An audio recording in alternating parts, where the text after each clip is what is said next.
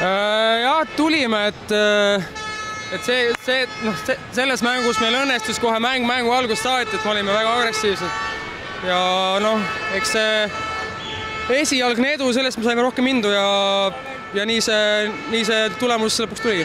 Sellest me saime näiteks kaitses ja saime palju kiirrünnakuid ja ka kordusviskeid, nii et kui lauas suur ülekaal on, siis võibki vahe selline olla.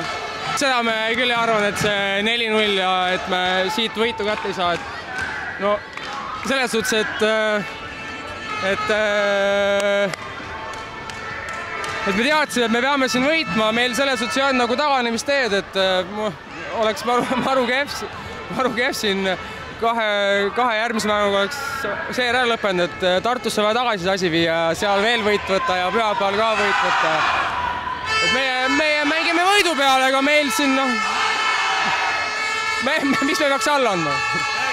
Jah, ma olin ka siin poolfinaalide ajal ja vahepeal olin tõbine, ja tänane ka, et ega ma järjest väga palju mängida ei jõua,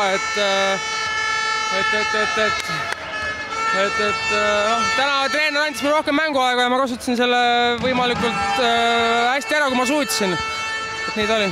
Esiteks, tänane võit oli ka suur, et sellest ei tohi eufooriasse sattuda, et järgmine mäng on uus mäng ja peame olema kogu aeg kontsentreeritud ja